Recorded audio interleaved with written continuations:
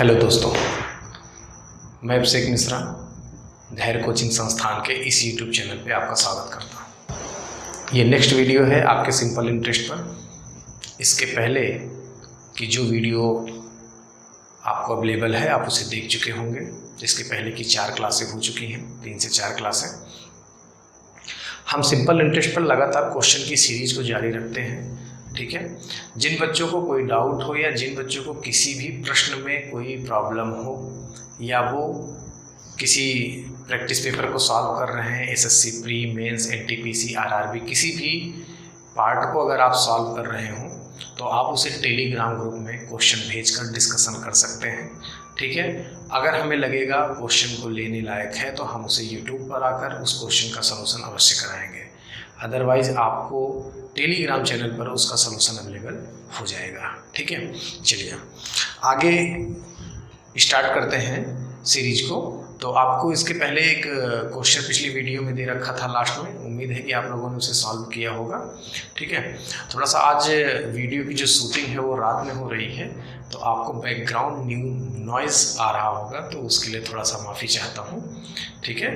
तो उसको एडजस्ट करिएगा आप लोग, बाकी सब कुछ ठीक रहेगा। धीरे धीरे प्रयास हम कर रहे हैं कि चीज़ें बेहतर से बेहतर होती रहें, ठीक है। लेकिन कुछ जब आप किसी नए प्रयास में आते हैं, आप किसी नए वर्क में आते हैं तो प्रयास दर प्रयास जैसे से आप बढ़ते चले जाएंगे तो चीज़ें अच्छी होती जाएंगी, ठीक है। चलिए स्टार्ट करते हैं। तो पहला क्वेश्चन है जो पिछली क्लास का होमवर्क था, क्वेश्चन आपकी स्क्रीन पर फिर से एक बार है, आप उसे देखिएगा। चलिए ये क्वेश्चन नंबर 20 था, ठीक है, क्वेश्चन नंबर 20, ठीक है। चलिए क्वेश्चन लिखा गया है कि किरण ने 8,000 रुपये की राशि को बैंक में 5% साधारण ब्याज की दर से जमा कराया, किंतु प्रत्येक 2 वर्ष बाद प्राप्त ब्याज को पुनः जमा करा देता है, तो 4 वर्ष बाद साधारण ब्याज कितना होगा। आई थिंक यही क्वेश्चन होगा, ठीक है।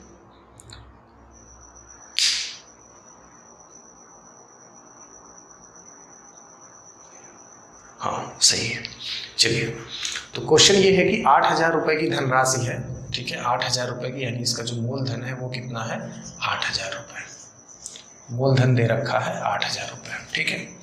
अब आपसे बोला जा रहा है कि 5% साधारण ब्याज की दर से किंतु प्रत्येक 2 वर्ष बाद ब्याज को पुनः जमा करा देता है, तो 4 वर्ष बाद साधारण ब्याज क्या होगा, ठीक है। चलिए आर की वैल्यू सवाल में दे रखा है 5% और टी की वैल्यू दे रखा है 4 ईयर। टी की वैल्यू कितनी दे रखा है, 4 ईयर, लेकिन इस 4 ईयर में कंडीशन लग रखी है कि आपको 2-2 साल पर पैसे को लगाना है, यानी 2 वर्ष और फिर अगला 2 वर्ष, ठीक है। देखिए किसी भी क्वेश्चन को स्टार्ट करने का जो स्टेप होता है वो कई तरीकों से स्टार्ट हो जाता है। आप कई तरीके से अपने माइंड को मेकअप बनाकर सवाल को लगा सकते हैं। जैसे बहुत बच्चे ये सोच रहे होंगे कि पहले वर्ष का जो मिश्रधन होगा वही लगा देंगे दूसरे वर्ष में, और वहाँ से जो ब्याज निकलेगा पहले वर्ष के ब्याज को दोनों को क्या कर देंगे, ऐड कर देंगे। तो हम मिश्रधन वाले कॉन्सेप्ट पे नहीं जाते। मुझे ये पता है कि अगर मैं यहाँ पर पी की बात करूँ तो यहाँ भी पी कितना लगा होगा, 8,000, और यहाँ पर पी कितना लगा होगा, अभी इसके बारे में चर्चा करते हैं। यहाँ पर आर की वैल्यू कितनी दे रखी है, 5%, और टी की वैल्यू यहाँ पे कितनी दे रखी है, 2 वर्ष। अगर मैं यहाँ से सिंपल इंटरेस्ट निकालना चाहूँ तो आप टोटल रेट बताएंगे, 5 दूनी 10, 10%, यानी 8,000 का जो 10% होगा वो कितना होगा, 800 रुपये। कितना हो जाएगा, 800 रुपये, ठीक है। अब अगर मैं यहाँ पर बात करूँ 2 वर्ष का, यहाँ पर अगले बाद का 2 वर्ष का अगर मूलधन की बात करूँ तो इस मूलधन में ये 8,000 तो शामिल होगा, ये 8,000 शामिल होगा, प्लस इस ब्याज को फिर से लगा दिया जाएगा, सवाल में बोला गया है, तो ये ब्याज फिर से ऐड हो जाएगा 800। तो टोटल पी यहाँ कितना हो जाएगा, 8,800। टी यहाँ पर 2 वर्ष का रखा है और आर यहाँ पर कितना रखा है, 5%। तो यहाँ पर जो एसआई आएगी, ये जो सिंपल इंटरेस्ट होगा, 5 दूनी 10%, इसका अगर आप 10% निकालेंगे, ठीक है, तो कितना हो जाएगा, 880, ठीक है। इसका 10% जब आप निकालेंगे यानी 880 कैसे आएगा वो देख लीजिए। इसका 10% जब आप निकालेंगे तो 8 8 धम्मा 80, तो 880। आपसे सिंपल इंटरेस्ट पूछा था 4 साल का, तो 4 साल का टोटल सिंपल इंटरेस्ट क्या होगा, ऐड हो जाएगा, तो 8 8 16 यानी 1680 इस सवाल का आंसर हो जाएगा। ठीक है, यहाँ तक चलिए नोट डाउन कर लीजिएगा इसे, जिन बच्चों को नहीं समझ में आया होगा। ठीक है, चलिए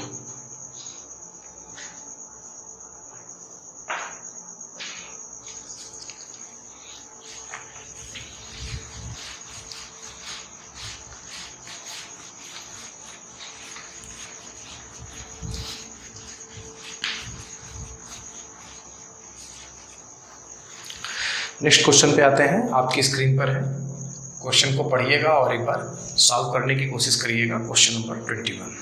ठीक है, सवाल है किसी राशि पर किसी निश्चित समय में किसी निश्चित दर से 480 रुपये साधारण ब्याज के रूप में प्राप्त होता है। यदि मूलधन को 20% से बढ़ा दिया जाए, ब्याज की अवधि को 2/3 कर दिया जाए तथा दर को 5/3 गुना कर दिया जाए, तो अब कितने रुपए ब्याज प्राप्त होगा।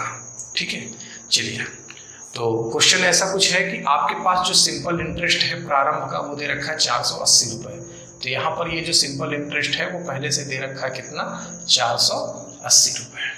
ठीक है, अब आपसे ये बोल रहा है कि यदि आप अपने मूलधन को 20% बढ़ा दें, मूलधन को क्या करना है 20% बढ़ा देना है, तो 20% की वैल्यू कितनी होती है 1/5, यानी अगर पहले आपका मूलधन 5 था तो अभी कितना हो जाएगा 6 हो जाएगा, 5 पे 1 की वृद्धि हो जाएगी। ठीक है,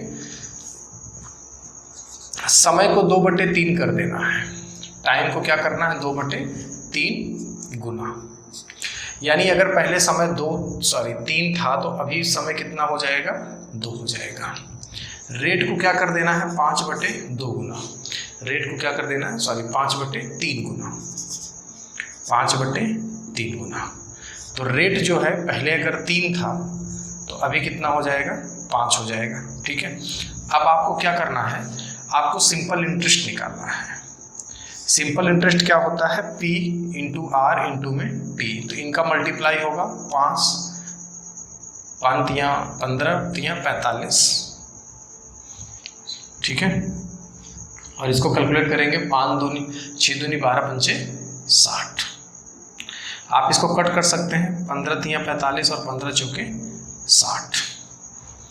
इस हिसाब से हम ये बोल सकते हैं कि यहाँ पर ये जो वैल्यू आई है 3 यूनिट की, और यहाँ पर ये जो वैल्यू आई है वो कितनी आई है 4 यूनिट की। तो 3 यूनिट की वैल्यू सवाल में पहले ही दे रखा है कि 3 यूनिट की वैल्यू कितनी है 480 रुपये। 3 यूनिट की वैल्यू कितनी है 480 रुपये। अब आपको कितने यूनिट की वैल्यू निकालनी है, 1 यूनिट की वैल्यू निकालनी है। अगर 3 यूनिट की वैल्यू 480 रुपये है तो 1 यूनिट की वैल्यू कितनी आ जाएगी, कैलकुलेट करिएगा आप सभी लोग। ठीक है, कितनी आ जाएगी 160 रुपये। ठीक, आपसे 4 यूनिट की वैल्यू पूछ रहा था सवाल में कि अब धनराशि कितनी होगी, तो 4 यूनिट की वैल्यू कितनी आ जाएगी। आपको पता है कि 1 यूनिट की वैल्यू कितनी है 160। आप चाहे 3 यूनिट में 1 यूनिट जोड़ दीजिएगा तो ये टोटल कितना हो जाएगा 4 यूनिट, तो 480 में 160 आप जोड़ सकते हैं, या तो आप सीधे 4 यूनिट की वैल्यू निकालेंगे और ये कितना हो जाएगा 640 रुपये। कहाँ से पता चलेगा, क्योंकि 1 यूनिट की वैल्यू सवाल में दे रखा है, 1 यूनिट की वैल्यू दी गई है। इस 1 यूनिट की वैल्यू को 4 यूनिट में मल्टीप्लाई करेंगे तो वैल्यू कितनी आ जाएगी 640। ठीक है, चलिए उम्मीद करता हूँ समझ में आया होगा। ठीक है, आप नोट डाउन कर लीजिए इसे। इसके बाद नेक्स्ट क्वेश्चन पे चलते हैं।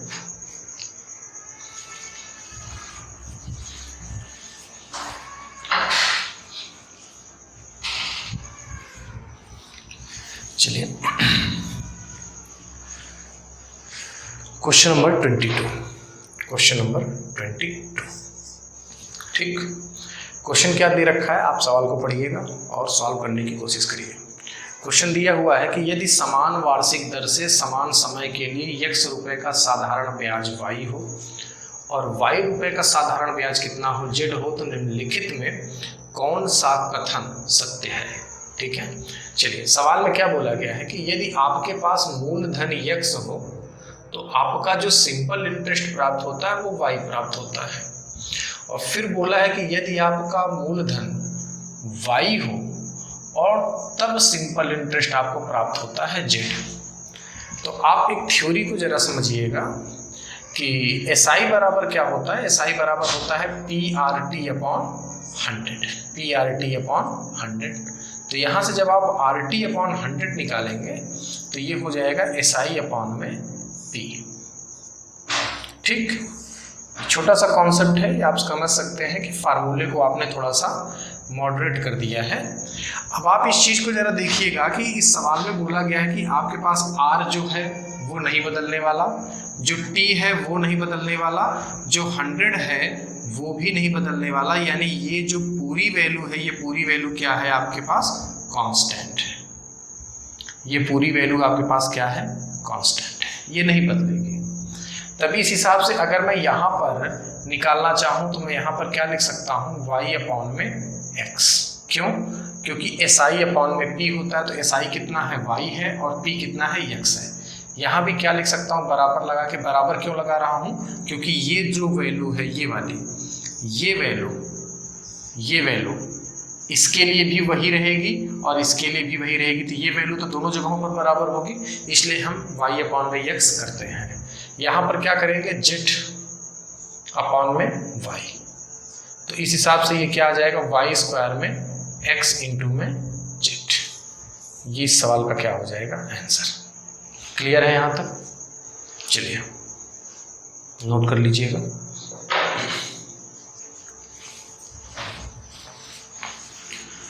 अगले क्वेश्चन पे आने के पहले आपको एक छोटा सा कॉन्सेप्ट समझा देते हैं।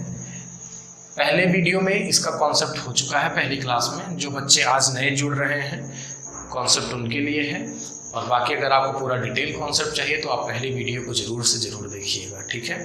बाकी जब जो सवाल आता जाता है तो हम कोशिश करते हैं कि उस पर वो जो रिलेट कॉन्सेप्ट हो उन्हें मैं बताता चलूँ, ठीक है। चलिए, जैसे अगर मैं आपसे एक बात कहता हूँ 5% वार्षिक दर से, तो इस 5% का मतलब क्या होता है, 5/100। यानी अगर ये 5 ब्याज है तो ये 100 क्या है, आपका मूल धन है। ये ब्याज क्या है, ब्याज 1 वर्ष का। 1 वर्ष का क्यों, क्योंकि ये वार्षिक दिया हुआ है। अगर यहीं पर बोला जाता 5% वार्षिक दर से 2 वर्ष का, तो अब आप क्या बोलते कि 5% 1 वर्ष, 2 वर्ष तक कितना हो जाएगा, तब तक 10% हो जाएगा। तो 10%, तो 10% का मतलब कितना होगा, 10/100। तो ये 10 हो जाएगा 2 वर्ष का ब्याज, और ये 100 क्या हो जाएगा, मूलधन। तो आप इन दोनों चीजों से एक बात समझ में आ रही होगी आपको कि ऊपर वाली वैल्यू, या मैं बोलूं कि ये जो परसेंटेज होता है ये क्या होता है, आपका ब्याज होता है। ये जो परसेंटेज है 10%, तो यही 10 आपका क्या हो गया, 2 वर्ष का ब्याज हो गया, ठीक है। और ये 100 क्या है, ये 100 यहाँ भी मूलधन है, और ये 100 यहाँ भी क्या है, मूलधन है। तो किसी भी प्रश्न के लिए, किसी भी ब्याज के लिए, साधारण ब्याज में मूलधन सदैव अपरिवर्तित रहता है, वह कभी बदलता नहीं है, ठीक है। यहाँ तक चलिए, तो मैं आपको जो इसमें समझाना चाह रहा हूँ वो ये बात है कि अगर आपको किसी प्रश्न में ऐसा बोल रखा है कि आपको 2 वर्ष में 8% की दर से, जैसे क्वेश्चन मैं समझाता हूँ कि 2 वर्ष में 8% की दर से साधारण ब्याज 160 रुपये है, तो मूलधन बताइए। तो मूलधन बताओ। तो देखिए, इसका एक तरीका तो आपके पास ये था कि आप सीधे SI लगा दीजिए। SI बराबर में PRT अपॉन 100। तो आप SI लिख देंगे कि भाई 160 था, P निकालना है, R की वैल्यू 8 दे रखी, इधर 2 दे रखा है, इधर 100। ठीक है, तो आप सीधे यहाँ से P की वैल्यू निकाल देंगे, 8 दूनी 16, यहाँ 10 जाएगा और मल्टीप्लाई कर देंगे तो P की वैल्यू कितनी हो जाएगी, 1000 रुपये। ये एक आपके पास बेसिक कॉन्सेप्ट तो पहले से है। मैं आपको ये सिखाना चाह रहा हूँ कि आप सीधे 8 दूनी 16 कर सकते हैं। तो आप सीधे बोल सकते हैं कि 16% की वैल्यू कितनी है, साधारण ब्याज कितना है, 160। क्योंकि मैंने आपको बताया था कि 5% ब्याज, 15% ब्याज, 20% ब्याज, तो 15% भी क्या होगा, ब्याज होगा। तो 16% भी क्या हो गया, 160 रुपये के बराबर। अगर 16% की वैल्यू 160 है तो आपसे तो मूलधन पूछता है, तो मूलधन बताना है, तो मूलधन कितना होता है, हमेशा 100% होता है। तो 16% की वैल्यू अगर 160 है तो 1% की वैल्यू कितनी होगी, 10 रुपये। तो 100% की वैल्यू कितनी हो जाएगी, 1000 रुपये। ठीक है, कुछ बच्चों को ये चीज़ें पता थी, कुछ बच्चों को नहीं पता थी, तो हम बताना था हमें। ठीक है, अब इसके बाद आते हैं नेक्स्ट सवाल पर, तो आप वहाँ पर इस चीज़ को और अच्छे से समझ पाएंगे। चलिए, और अगर किसी बच्चे को कोई डाउट रह जाता है किसी क्वेश्चन में, तो आप उस क्वेश्चन को एक बार फिर से रिवाइंड करके देखा करिए, तो हो सकता है कि जो मिस्टेक आपसे हो रही हो वो क्लियर हो जा रही हो। ठीक है, चलिए अगले क्वेश्चन पे हम आते हैं, क्वेश्चन नंबर 23। आराम से समझिएगा इस चीज को। क्वेश्चन कहता है, कौन सी राशि 5% वार्षिक दर से 3 वर्ष और 4 वर्ष में प्राप्त साधारण ब्याज में 42 रुपये का अंतर है, तो वह राशि ज्ञात कीजिए। देखिए, इसको कैसे लगा सकते हैं, आपको सोचने का तरीका है। कुल मिलाकर आपको एक simple interest, compound interest, profit loss, ये जो 3 चैप्टर हैं, ये स्टार्टिंग आप कैसे करते हैं डिपेंड इस पे करता है। टाइम एंड वर्क, चीज़ें जब आप पढ़ रहे होंगे, जब क्वेश्चंस को पढ़ रहे होंगे, तो आपको बड़े अजीब से लग रहे होंगे कि कैसे स्टार्ट करें, कहाँ से स्टार्ट करें। लेकिन जो आपका कॉन्सेप्ट है, अभी इस सवाल में देखिएगा कि सोचिए कैसे, कितने तरीके से सोच सकते हैं आप। ठीक है, आपसे क्या बोलता है कि 5% की दर से 4 वर्ष और 3 वर्ष का जो ब्याज है उनका अंतर कितना है, उनका अंतर आपको दे रखा है सवाल में। तो अब आप यहां से अगर इनकी SI निकालिए तो इनकी SI कितनी आ जाएगी, 5 चौके 20%, और इनकी SI जब आप निकालेंगे तो यहाँ पर इनकी SI कितनी आ जाएगी, 5 तिहाई 15%।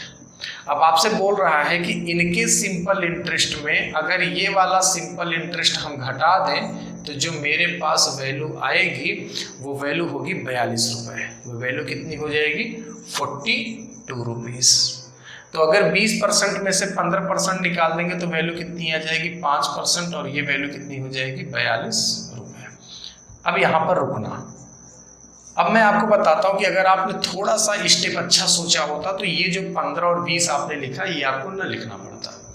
आप एक बात बताओ कि सिंपल इंटरेस्ट तो हर साल बराबर होता है। अगर सिंपल इंटरेस्ट हर साल बराबर होता है तो 3 साल में जो सिंपल इंटरेस्ट यहाँ होगा तो चौथे साल तक आते आते तो 3 साल तो आया ही होगा।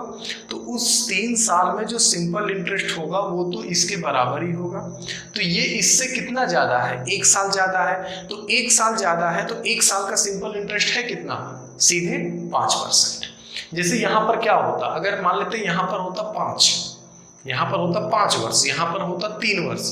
तो 3 वर्ष और ये अगर 5 वर्ष होता तो कितने वर्ष ज़्यादा होता, 2 वर्ष। तो 2 वर्ष ज़्यादा होता तो 5 का कितना हो जाता, 2, 5 दूनी 10%। तो आप ये जो 20 और 15 का डिफरेंस लेते हैं, बहुत ज़्यादा अंतर नहीं होता है, बहुत ही छोटा अंतर होता है। लेकिन अगर आप इस तरीके से सोचते हैं तो आपका भी माइंड मेकअप होता है, डेवलप होता है आपका माइंड। ठीक है, कॉन्सेप्ट क्रिएट होते हैं वहाँ से। तो 5% की वैल्यू 42 है। अब आपको 100% की वैल्यू निकालनी है। ठीक है। तो अब आप यहाँ पर एक चीज ये सोच सकते हैं कि मैं पहले 1% की वैल्यू निकाल लूँ, फिर 100 का मल्टीप्लाई कर दूँ, तो वो थोड़ा सा क्या होगा, डेसिमल में चला जाएगा। फिर आप उसको 100 का करेंगे तो फिर वो कन्वर्ट हो जाएगा इंटीजर में, पूर्णांक में। लेकिन आप जरा देखिए कि अगर 5% का मतलब 42 है तो 100 का मतलब निकालना है। तो ये बताइए क्या 5 को 100 बनाया जा सकता है? तो 5 में आप बोलेंगे हाँ ठीक है, अगर मैं 5 में 20 का गुणा कर दूं तो मुझे 100 मिल जाएगा। तो जब आप इधर 20 का गुणा करेंगे तो इधर भी क्या करेंगे, 20 का मल्टीप्लाई। तो ये हो जाएगा 0, 2 दूनी 4 और 4 दूनी 8, तो 840 रुपये इस सवाल का क्या हो जाएगा, आंसर। ठीक है, चलिए नोट कर लीजिएगा, 840 रुपये।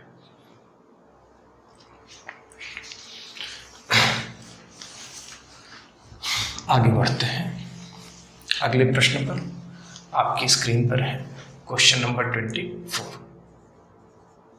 ठीक, चलिए क्वेश्चन दिया हुआ है कि कौन सी राशि पर साधारण ब्याज से 6 महीने में 4% वार्षिक दर से 150 रुपये ब्याज प्राप्त होता है।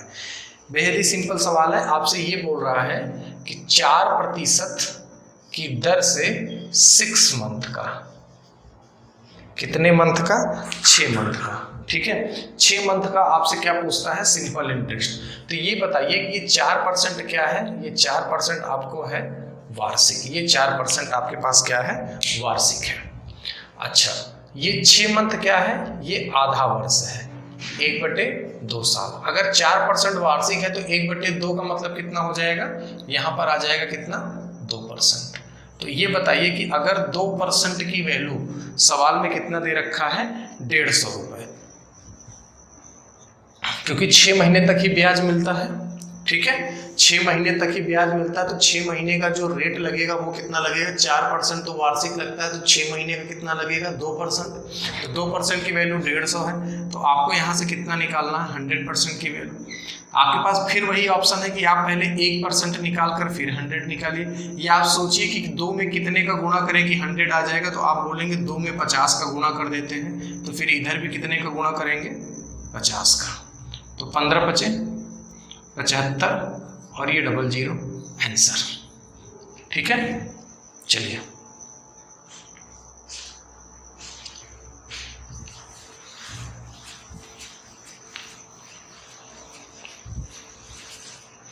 अगला क्वेश्चन आपकी स्क्रीन पर है, क्वेश्चन नंबर 25।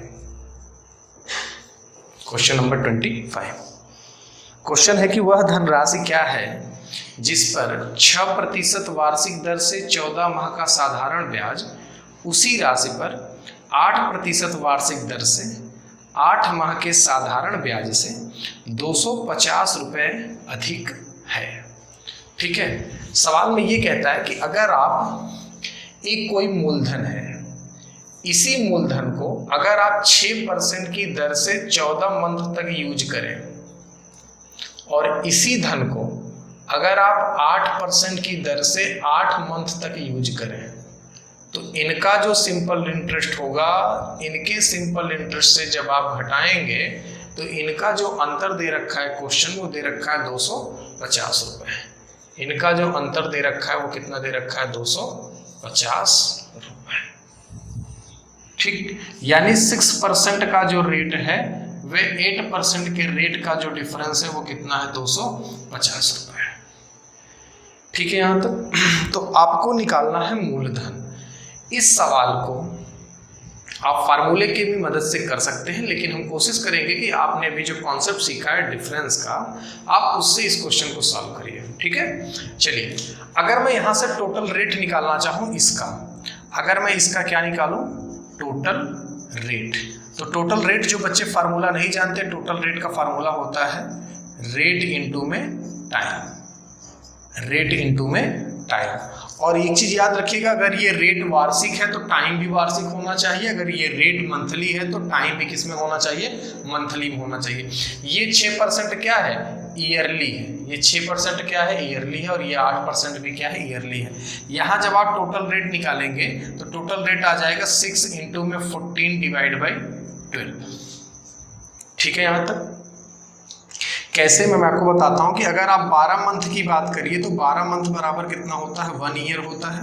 तो 1 मंथ बराबर कितना होता है, 1/12 ईयर। आपको निकालना है 14 मंथ का, 14 महीने का, तो 14 बटे कितना हो जाएगा, 12 ईयर। तो वही 14/12 लिखा गया, तो 6 दूनी 12 और ये कितना हो जाएगा, 7%।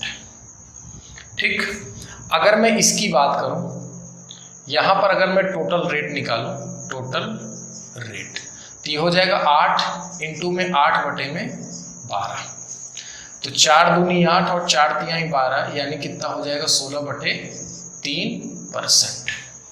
तो ये वैल्यू जो आ जाएगी वो कितनी आ जाएगी, 16/3%। तो 7 में से 16/3% जब आप घटाएंगे तो आपको कितना मिलना चाहिए, 250। तो आप कैलकुलेट करेंगे, ये कैलकुलेशन आपको करना है। ठीक है, इसका जो 6% का जो ब्याज आ रहा है, जो 6% का टोटल ब्याज आ रहा है 14 महीने का, वो कितना आ रहा है, 7%। और ये जो 8% वाला पैसा था, जो 8% वार्षिक था, 8 महीने का जो उसका ब्याज आ रहा है वो कितना आ रहा है, 16/3 आ रहा है। ठीक है, तो आप इनका डिफरेंस लेंगे तो 7 × 21, 21 में से 16 जाएगा, कितना आ जाएगा, 5/3% बराबर में कितना आ जाएगा, 250। तो आप सीधे यहाँ से लिख सकते हैं कि 5% की वैल्यू कितनी हो जाएगी, 25 तियां 75, यानी 750। तो अब अगर आपको ये चीज़ पता है कि 5% की वैल्यू, यहाँ पर जो 5% लिखा है इसकी वैल्यू कितनी है, 750, तो आप यहाँ से 100% निकालेंगे, तो आप चाहे जितने तरीके से निकालिए आंसर आपके सेम आने हैं।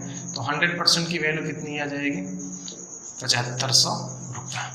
सॉरी, क्लियर है, सही तो, अच्छा 1 जीरो और लगेगा। ठीक है, 15,000 रुपये। ठीक है, यहाँ तक चलिए आगे बढ़ते हैं। अभी आपको सिर्फ बेसिक क्वेश्चन की सीरीज कराई जा रही है ताकि आपका थोड़ा सा कॉन्सेप्ट डेवलप हो जाए। ठीक है, ऐसा नहीं कि हमें भगा भगा के पढ़ाना है, बिल्कुल आप आराम आराम से पढ़िए, कोई टेंशन नहीं है। ठीक है, अगला क्वेश्चन है 26। क्वेश्चन स्क्रीन पर दिया हुआ है, कोई धन 3 वर्षों के लिए एक ब्याज दर पर उधार दिया जाता है। यदि ब्याज की दर 6% वार्षिक कम होती तो 90 रुपये कम प्राप्त होता। ठीक है, तो मूलधन निकालना। देखिए 6% वार्षिक कम हो,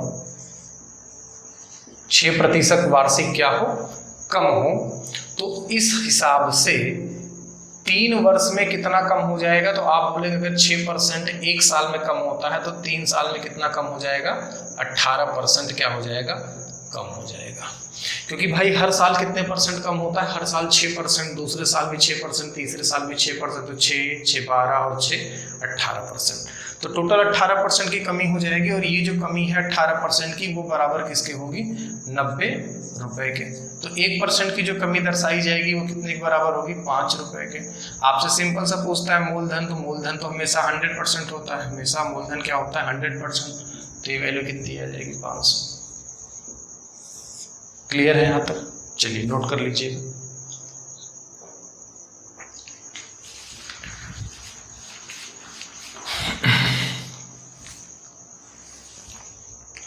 अगला क्वेश्चन है 27 आपकी स्क्रीन पर।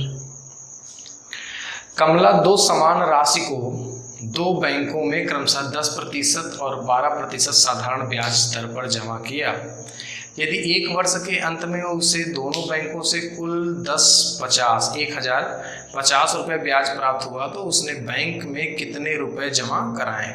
ठीक है, चलिए देखिए कैसे समझ पाएंगे इस सवाल को। आपसे क्वेश्चन में बोल रखा है कि आप मूलधन निकालिए। ठीक है, तो अगर मैं ये चीज़ देखूं कि मान लेते हैं कि उसने समान धनराशि जमा की है, समान राशि। अगर मैं समान राशि का मतलब क्या मान लूँ कि P रुपए उसने जमा किया है। कितने रुपए, P रुपए उसने क्या किए हैं, जमा किए हैं। तो इस हिसाब से अगर मैं ब्याज निकालूं तो 10% का जो ब्याज होगा वो कितना होगा, 10% ऑफ P प्लस जो 12% पर ब्याज है वो कितना होगा, 12% ऑफ P, और ये किसके बराबर होगा 1050 के। तो आप कैलकुलेट कर लेंगे, P कॉमन भी ले सकते तो कितना हो जाएगा 22% ऑफ P और 1050। तो P की वैल्यू जब आप निकालेंगे तो 1050 बटे में 22%। अगर आप विकल्प की तरफ गौर करिएगा तो विकल्प में जो दे रखा है आप इस पे जरा ध्यान दीजिएगा कि ये क्या है, 11 का मल्टीपल है 11, 2 से कट करेंगे 2 पंचे 10 और ये कितनी बार 525 बार। ठीक है, अब आप ये देखिए कि 525 2 से डिविजिबल नहीं है, इसका मतलब ये जो आंसर आएगा वो किस में आएगा, दशमलव में आएगा। किस में आएगा, दशमलव में। आपको आगे सॉल्व करने की आवश्यकता नहीं, अगर आप सॉल्व करना चाहते हैं तो इसका जो आंसर है परसेंटेज है, इसका जो आंसर बनेगा 525 00 डिवाइड बाई 11, ये P की वैल्यू है और ये आपके विकल्प में नहीं है।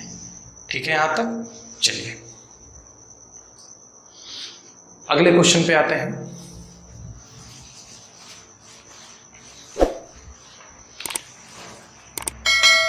नेक्स्ट क्वेश्चन है 28।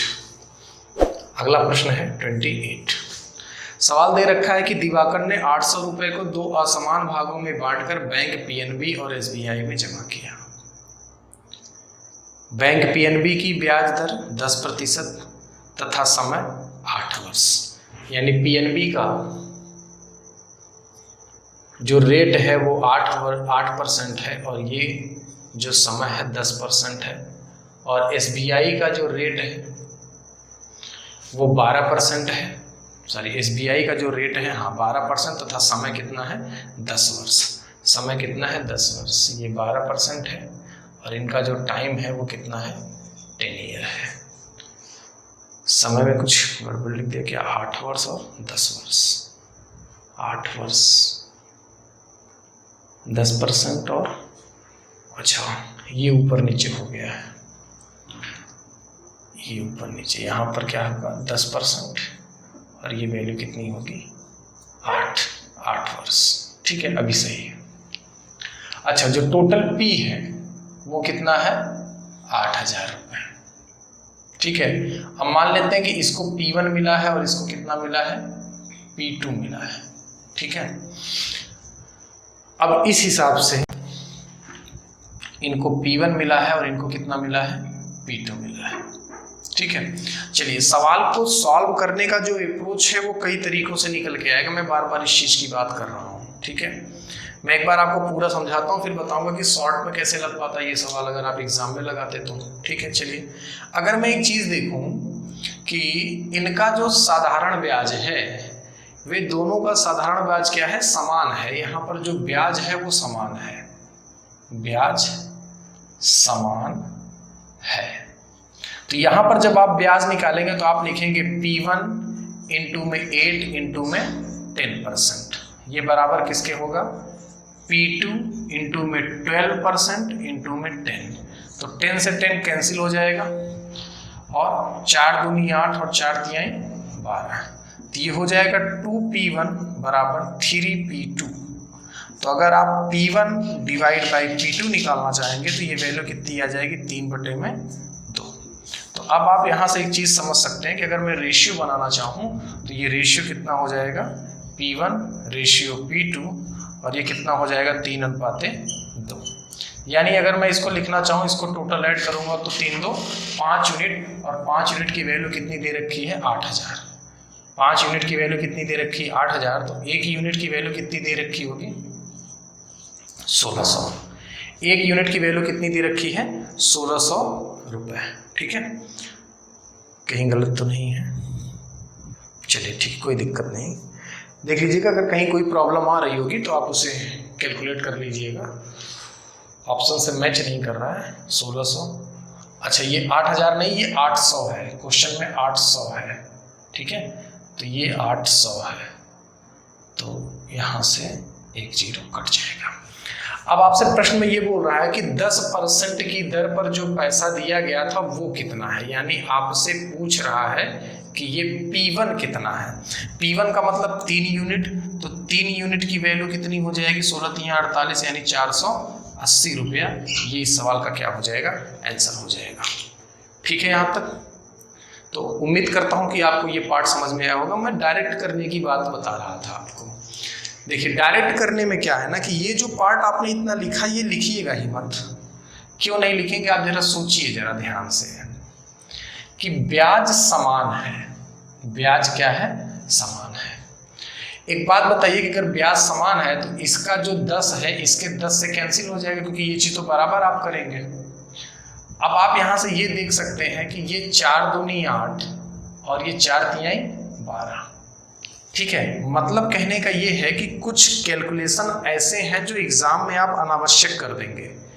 उसी को रोकने के लिए आपका कैलकुलेशन पार्ट थोड़ा सा स्ट्रांग होना चाहिए।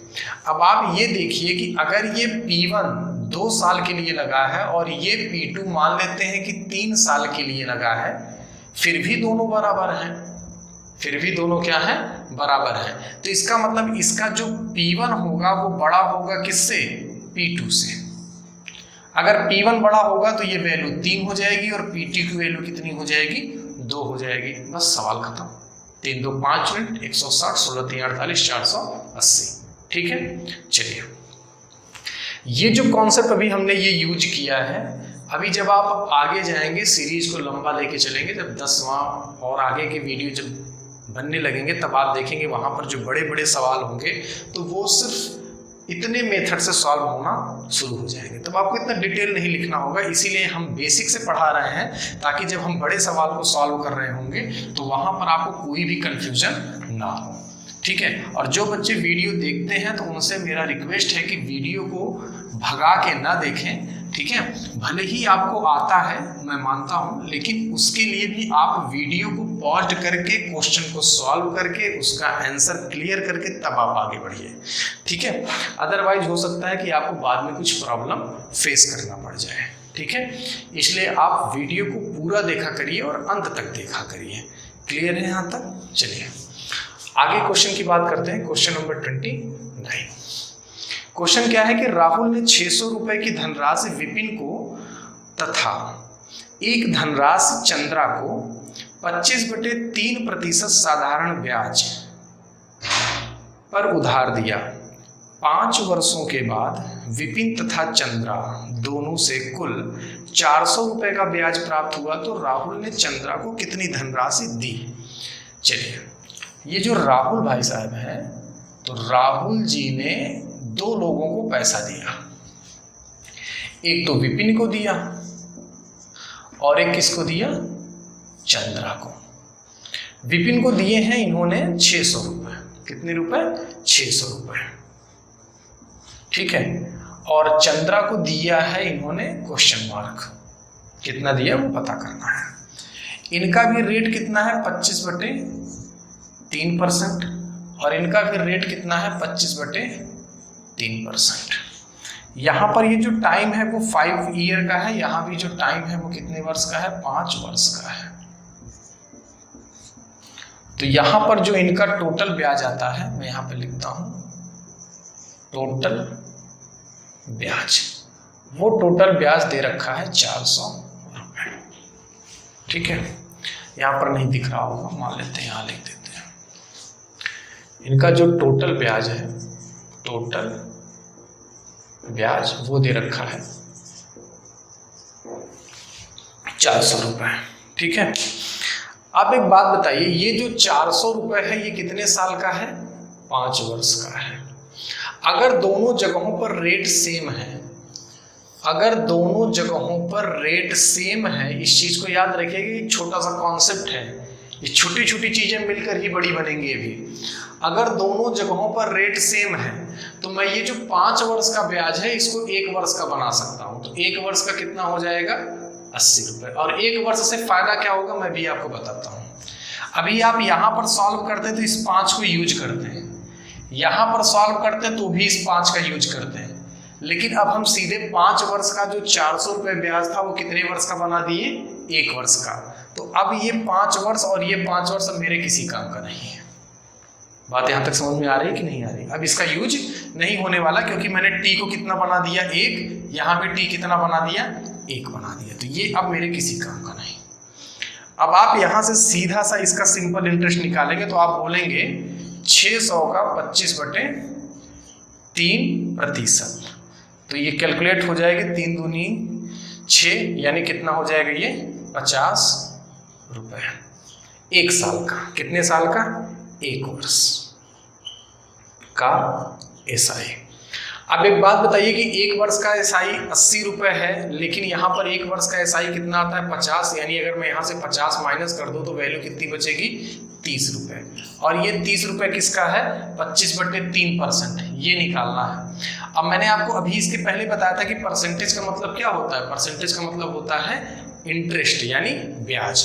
तो अब आप बोल सकते हैं इसके लिए क्या बोल सकते हैं कि 25/3% की ये जो वैल्यू है वो कितने के बराबर है? 30 के। यानी मैं बोल सकता हूँ कि 25% की वैल्यू 30 दी आई 90। तो आपको तो मूलधन निकालना है 100%, ये निकालना है 100%। 25 चौके 100, 9 चौके 36, 360 रुपये। ठीक है यहाँ तक? चलिए आज का सेशन यहीं तक रहेगा। वीडियो को ज़्यादा लंबी लेके नहीं चल रहे हैं हम, छोटी वीडियो रहेगी तो आपको देखने में आसानी होगी, बोरियत महसूस नहीं होगी। ठीक है, क्वेश्चन को सॉल्व करना, जो भी डाउट हो आप टेलीग्राम लिंक को ज्वाइन करिएगा। वहाँ पर जो भी अपने और भी डाउट हो किसी और सब्जेक्ट को लेकर, जीएस को लेकर, रीजनिंग को लेकर, मैथ को लेकर, साइंस को लेकर, हिंदी को लेकर, किसी भी सब्जेक्ट को लेकर अगर आपको कोई भी डाउट बनता है तो आप टेलीग्राम चैनल पे लिंक करके वहाँ पर उसे पोस्ट कर सकते हैं। ठीक है, हम पूरी कोशिश करेंगे कि आपके क्वेश्चन का जवाब जरूर से जरूर दिया जाए। ठीक है, वीडियो को देखने के लिए बहुत बहुत धन्यवाद। अगली वीडियो आपके सामने जल्द आएगी। ठीक है, और इसी सिंपल इंटरेस्ट को आगे बढ़ाएंगे। हो सकता है अगली वीडियो हम टाइम एंड वर्क या किसी अन्य टॉपिक पर भी ले सकते हैं। ठीक है, क्योंकि एक साथ 2-3 टॉपिक को रन कराएंगे तो आपके पढ़ने में इंक्रीमेंट भी होगी। ठीक है, वीडियो को ज़्यादा से ज़्यादा लाइक करिएगा, शेयर करिएगा। ठीक है, नमस्कार।